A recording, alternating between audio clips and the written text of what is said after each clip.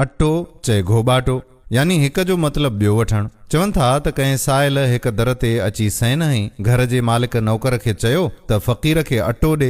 नौकर अट्टो अखर ॿुधो ई कोन। हुन सम्झो त शायदि हू चवे थो त फ़क़ीर खे घोबाटो ॾे, सो घोबाटो खणी फ़क़ीर ॾे वियो। फ़क़ीर भायो त घोबाटो खणी शायदि मूंखे मारण थो अचे, तंहिं करे वेचारे रखियो पेरनि ते ज़ोर। मालिक वेठे सारो लकाव ॾिठो, बे इख़्तियार ज़ुबान मां निकिरी वियसि त अट्टो चए घोबाटो। इन ई मिसाल मां इहा ॻाल्हि वाज़िह थी थिए त कंहिं ॻाल्हि खे सम्झण में ग़लती या ग़लत मतलब कढण कीअं गैर ज़रूरी मसइला पैदा करे सघे थो। यानी जॾहिं हिक ॻाल्हि चइजे पर ॿियो मतलब कढियो वञे त नतीजो नाकारी थी सघे थो। अहिड़ी सूरत हाल में ज़रूरी आहे त ॻाल्हि सम्झण वक़्तु ध्यानु ॾिजे ऐं पक कजे त जेको ॿुधो वञे उहो सही नमूने सां सम्झो बि वञे। मतलब वाज़िह करण में ऐं सम्झण में दुरुस्तगीअ जी अहमियत हिन पहाके मां चिटे नमूने नज़र अचे थी। उमेद आहे त तव्हांखे ही पहाको बि ज़रूर पसंदि आयो हूंदो ऐं हिन नंढड़ीअ वीडियो खे शेयर बि कंदो।